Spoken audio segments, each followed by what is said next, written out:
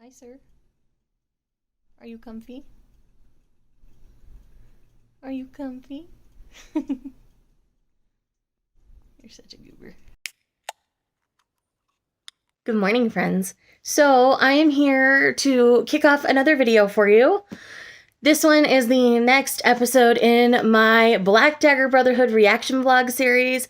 I'm actually just about to head out to work, but yes, I am taking Lover Unleashed with me to work. I believe this one is Payne's book. And then the other one is, oh, what's his name? It's too early. My brain doesn't want to think. But so as always, I read 2 of the Black Dagger Brotherhood books in succession, and then I do these vlogs and kind of record my organic reactions to things. I will be filming from my phone for a little while today while I'm at work and stuff. So I wanted to go ahead and get things started off.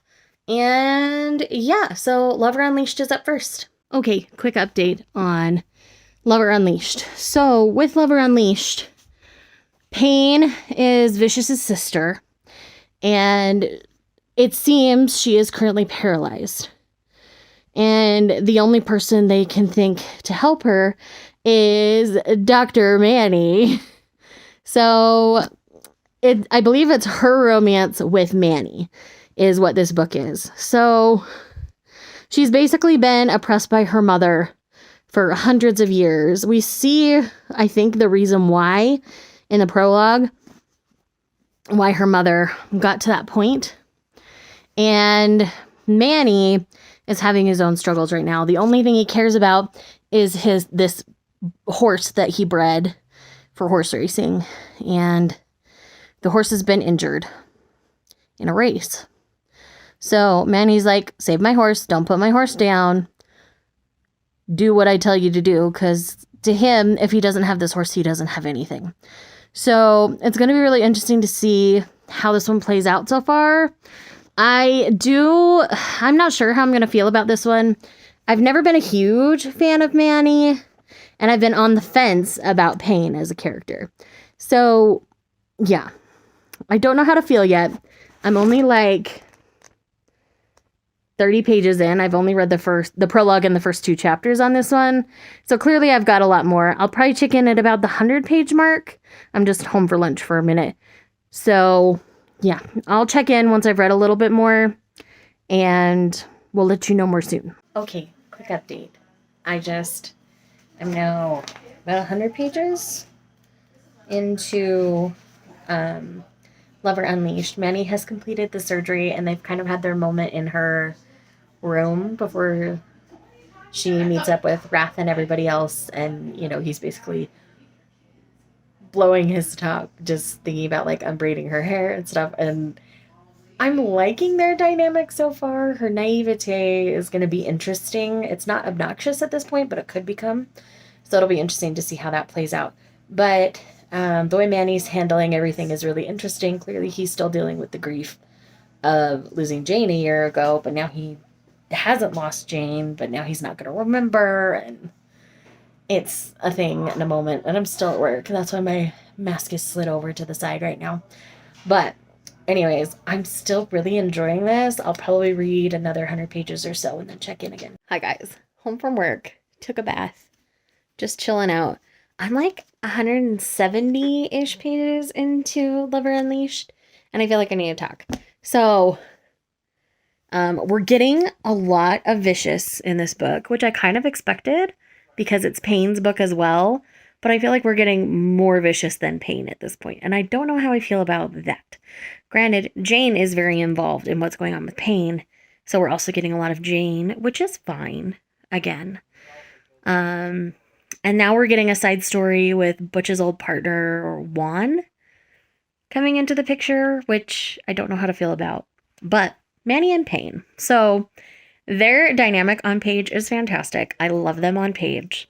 And Manny is seriously growing on me. I wasn't so sure about Manny for a long while, but Manny's really growing on me. The way he truly has grieved Jane was actually really sweet. And now he's coming to grips with the fact that she's not really dead, but dead at the same time. Obviously, Jane hasn't been able to fully describe everything because they had to do the whole memory wipe after the surgery situation, but Payne has still left an impression to the point where he was like having very wet dreams about her on his couch, and that scene just did things for me. And then we're dealing with the Quinn and Blay drama, and that's going to happen until book 11. And I know that, and I'm fully expecting at least a little bit of that sprinkled throughout the book. We've only had 2 chapters, but it seems like Quinn's finally figuring out his crap and trying to be better. And I think the next book, the stuff with them, is going to deal with Quinn's cousin and him and Blay having a falling out so that Blay and Quinn can be together for book 11. But yeah, anyways, that's the sum up on that so far. But we also have like this ancient being that Payne has had a run-in with before that seems to be like awakening and potentially coming to find her. And so I think that's going to add some interest to the plot later in the story. But I just need more like Manny and Payne time on page. That's what I need right now from this book, because I'm not getting nearly enough of that. And I want more of it. I mean, Manny is clearly like pining for Payne at this point. And I think Payne is pining for Manny in her own way as well. But it's one of those things where it's very clearly, this is a much more Manny book than a Payne book right now. And that may flip and change in this book. So far in this book, I don't think it's as balanced as some of the other Black Dagger Brotherhood books. So I'm still enjoying it, but not quite as much as some of the others. Like even Revenge's book I felt was more balanced than this one so far. So I'm going to keep going. We'll see how things go. I don't know if I'll do another update tonight. I just kind of want to finish taking off my makeup and, hunker down and just read until I fall asleep, because I'm tired and it's already like 9:30 at night, so I don't even know how much further I'm going to get in this tonight. So I will most likely update you tomorrow. Okay, so I just had the moment where Manny took Payne out of the room since the surgery for the first time. And oh my gosh, that was absolutely sweet. Like, I ship them really hard, and I cannot wait to see how things develop from here. I have a feeling there's going to be, like, once they're bonded, it's going to be this magic, like, shift thing where she may be healed. I'm not 100% sure. That's my boo-boo the fool moment for this vlog so far, so we'll see what happens. Alright, so I'm like 260 pages in, and we've made the correlation with Payne being able to move and what causes that.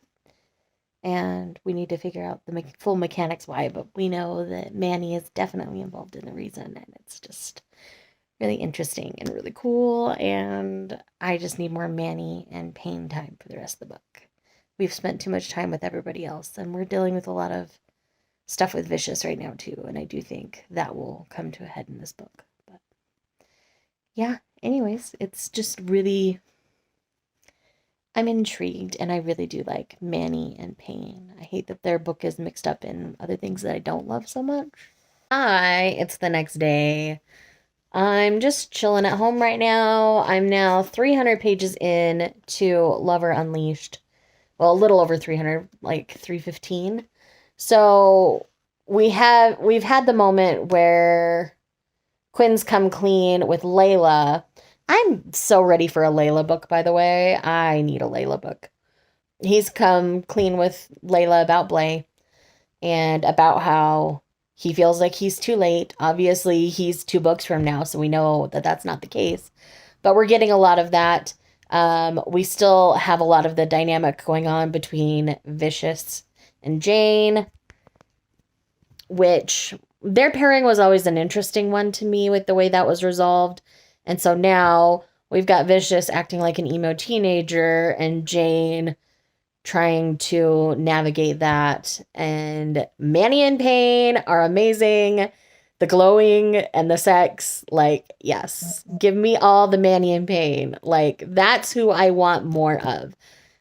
I feel like their romance is getting shortchanged because it's wrapped up in all the other Black Dagger Brotherhood stuff, which does kind of happen with paranormal romance series. But honestly, like, I really hope the amount of book I have left, which is like 250-ish pages, I think. I know we're over 500 pages, so I've got at least 200 pages left. I hope in that amount of time we get a lot of Payne and Manny. I know we're going to have to get more Vicious and Jane stuff because their stuff is way, like, drawn out. And it's interestingly trying to pull Butch into it, which I expected to kind of happen at some point. But the way it's happening, I don't know how I feel about. So that's where I'm at. I'm really hoping to finish this today and start Lover Reborn today as well. I do have a video I need to get uploaded. It's edited and ready to go. I just need to upload it. And I think that's all I've really got going on today. So yeah, that is my plan, is lots and lots of reading. So on to the next portion.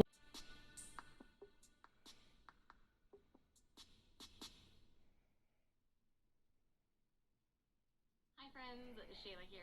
So today I'm here to kind of have a chat about manga collecting. Okay, seriously, Vicious just needs to get over himself in this book. Like, he is being such a selfish prick. And I understand he has a hard time being vulnerable because of crap that happened to him. Like, I do. But he is seriously, like, gone off the deep end. And I don't know why. Like, none of it is adding up or making sense. Like, I understand that he was initially triggered by Payne having her accident. Like, I get that. But now, like, she's up, she's walking. Like, he just needs to get over himself. Like, it is not...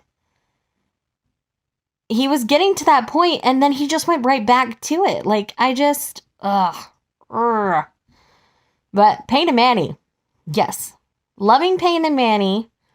Hating the Vicious story right now. A lot. Okay, so I'm now a little over 400 pages in. I've got that much left. I probably won't say too much till I'm at the end of this one now. But Car Sexy Times was great. Can't lie about that. And I feel like the Vicious Jane stuff has wrapped up quite a bit, so I don't think we'll see too much more of that. Though the resolution on that was interesting. But there are obviously going to be some side effects with Butch from how all of that went down. So it's going to be interesting to see how the rest of that goes down. And I love that Payne doesn't want to wipe his memory. I love that she wants him to remember her. And clearly things aren't done here. His reactions, especially to sex, are definitely Brotherhood. He's throwing out the mating pheromones and hormones and stuff. Like, he's going to become one of the members of the Brotherhood. And I'm sure it'll be like medical healing kind of stuff. But he's definitely going to be part of the Brotherhood. She'll be the warrior. He'll be the healer. It's going to be great. Can't wait to see how it wraps up. All right. So some time has passed, obviously, and I have now finished Lover Unleashed. And final thoughts are, I still didn't get enough Manny and Payne. I needed more of their sexy encounters. I was loving what I got, and I wanted more of it. So I think ultimately that's this book's flaw, is we didn't get enough page time with our actual couple, but we got a lot of page time with everybody else. So, like, I think that's ultimately why a lot of people end up dropping this series over a period of time, because we're following the whole cast, not just our couple. And the early books are really, really good because they're so focused on the couples within them and a little bit about the brothers. But now, like, this book was just as much a Vicious book as it was a Payne book. And that kind of sucked. And I'm really interested to see how Manny and Payne get written into the story. Hopefully they'll get some more page time in somebody else's book. Because Vicious and Jane stole a good chunk of this book that could have been given to Payne and Manny. And then the antagonists Zakor or whatever, X-Core, however you say that. I'm saying Zakor for the sake of ease for me. I think he's gonna tie into the storyline well. I have a feeling eventually he and his crew are gonna end up with the brothers, and that's how that's gonna go. But I could very well be Boo Boo the Fool here again.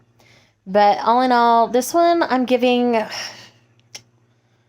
don't know, I think I'm gonna give it 4 stars because what I got of what I wanted was great. I mean, and none of the other stuff was necessarily bad. I just wish that it didn't take up so much of this book. Does that make sense? Like, I felt like some of it I was given way more detail than I wanted. I mean, we could have been talking about those things, but gotten more detail and more time, more page time with Payne and Manny. Like, that's my only complaint. So what I got was great, but I just wanted more because I'm selfish. And a little less of everybody else. So I'm going to take the rest of tonight off from reading. I'm just going to watch some TV and veg out. And then I will start Lover Reborn in the morning.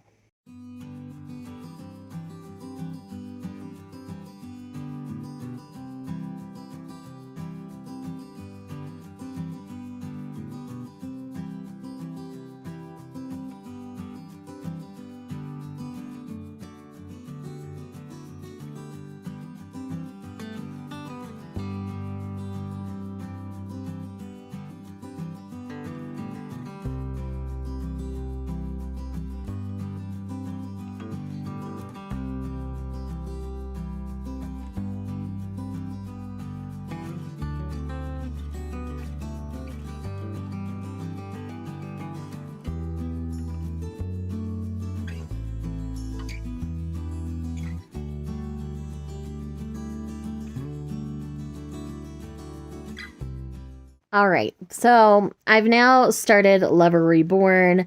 I'm about 70 pages into it, and what's going on in this one is we're following Tor. Tor lost his wife, I don't remember in which book, 3 or 4, I want to say.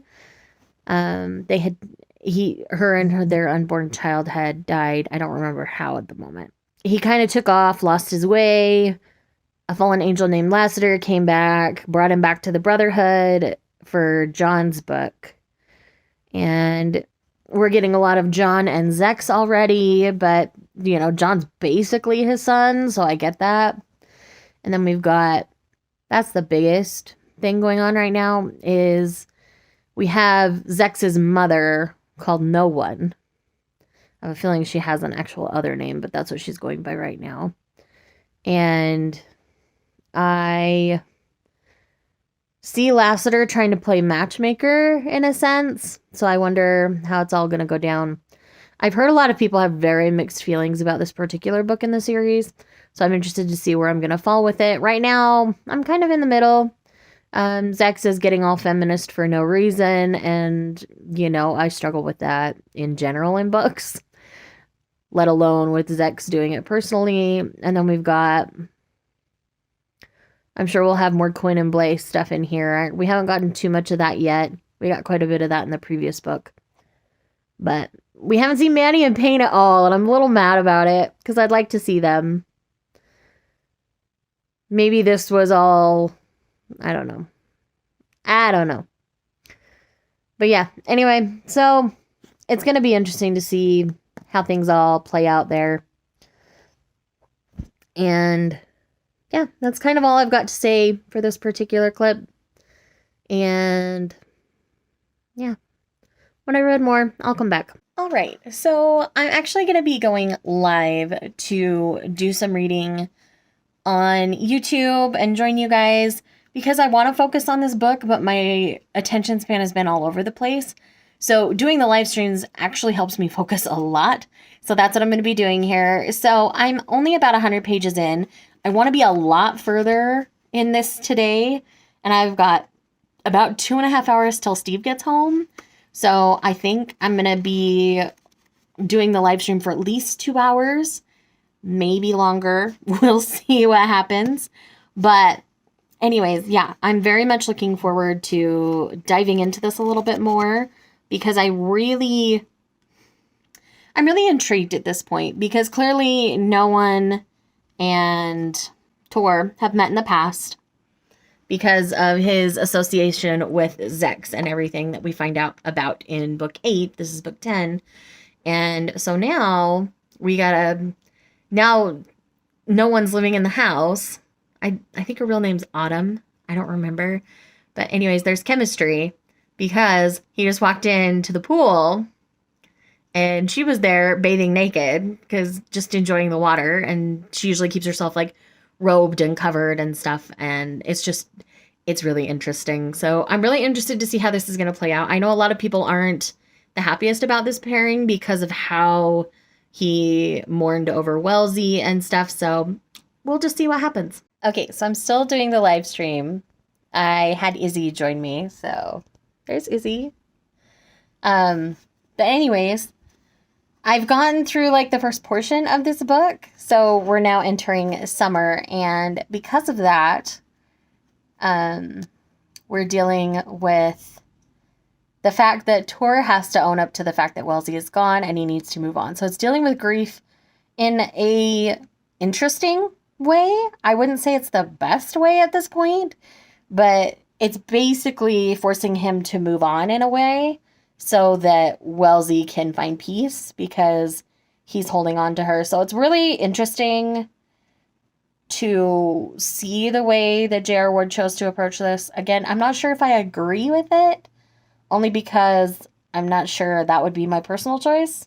So anyway, I'm going to keep going. As I said, I'm just hanging here with Izzy and reading for a bit while we're live, and Laura joined me earlier. So if you're not following either of those ladies, the live show will be linked, so you can definitely check them out and give them a follow and some love, and I'm going to get back into this.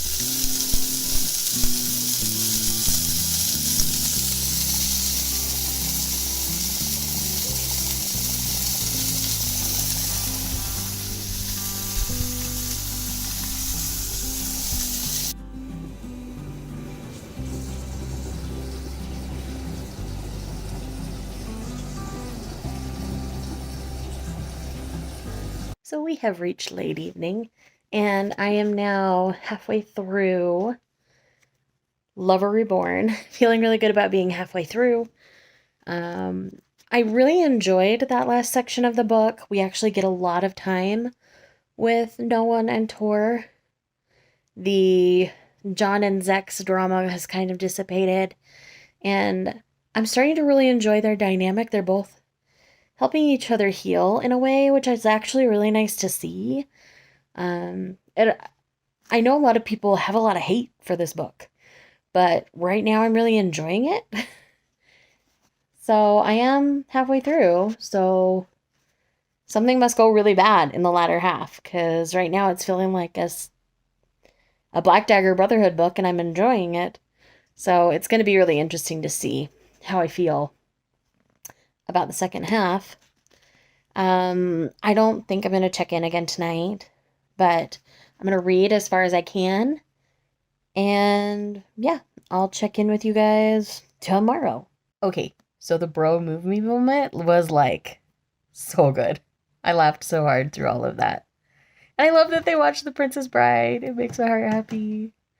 A lot of the movies were like older and kind of dated, but still really, really fun.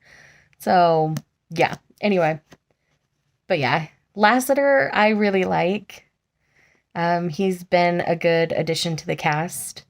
Him and his snarky, sassy, he's kind of like the gay best friend kind of character, but he's not gay, you know? So it's interesting. I just really enjoy it. Hi, good morning. So, before I went to bed last night, I read about another 100 pages in Lover Reborn. And so I'm 400 pages in at this point. I am really kind of okay with where things are right now in this one. You can see that he is really looking at his life and trying to move on from Wellesley, because she's dead now, and he knows that it's not okay because he keeps holding on to her.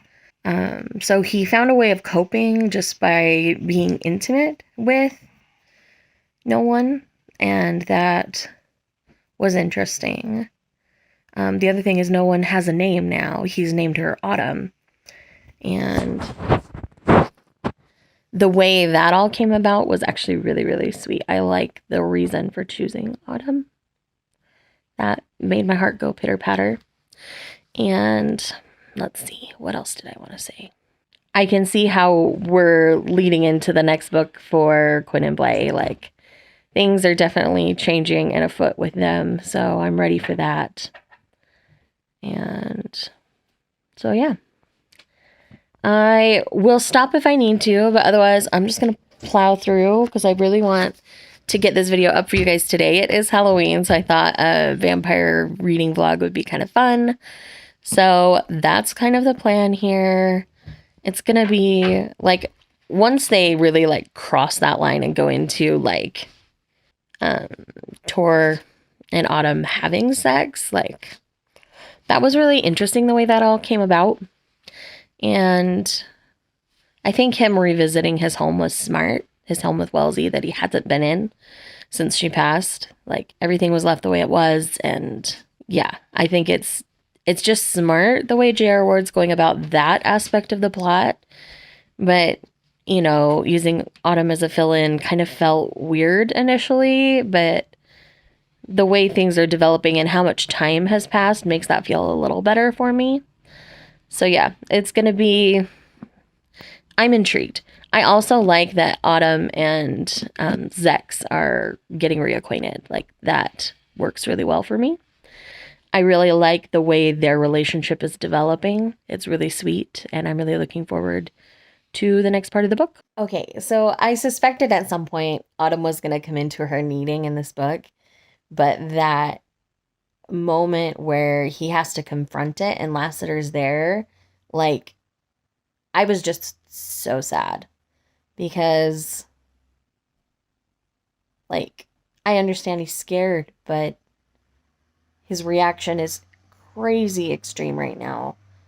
And, you know, this is only the second time she's ever been in her needing. The first one was traumatic, and there he is making it traumatic for her again. So, like, I think I can understand why people don't love this one so much. I mean, I've enjoyed most of it, but there are parts of it that I don't enjoy as well. And I do like that it's taking place over like a year's worth of time. I think that helps this particular story a lot. Okay, I'm pissed. That victim speech from Tor, he can just go shove it up where the sun don't shine. Like, I'm pissed at him. Because if anybody needed that lecture, it was him himself. I cannot believe he threw all that crap at her. Like, I get why people don't like this book now.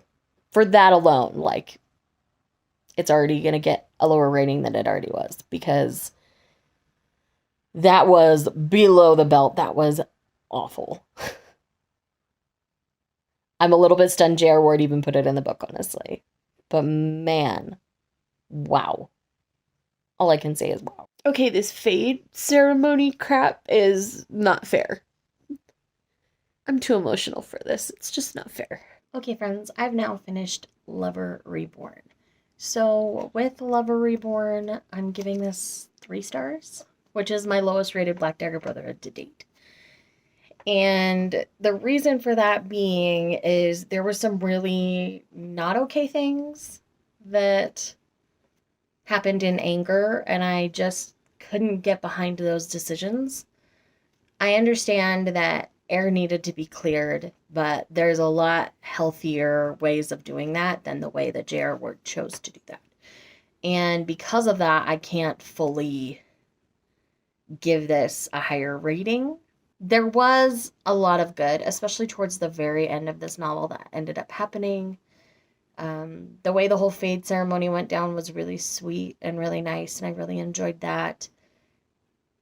And there's a lot going on there. And I could understand after a book like this, people dropping the series, because at this point in the series and this point in writing, there really wasn't a way to justify those choices on J.R. Ward's part. So that's what I have to say about this one. All in all, 3 stars. I'm still going to continue the series. 1, because you guys want me to, and 2, because the lead up to the next book, the stuff that was happening in this book, was actually really healthy and good to see. And so I really want to see where that goes. And the way that certain couples worked through some of their obvious problems that weren't necessarily rectified in their books was really well done. So anyways, that is it for this reaction vlog. I hope you guys enjoyed it, and I hope you enjoyed the little bit of just life stuff that was happening. I'm going to quickly get this edited. Hopefully you're seeing this on Halloween, and I will see you guys in the next video.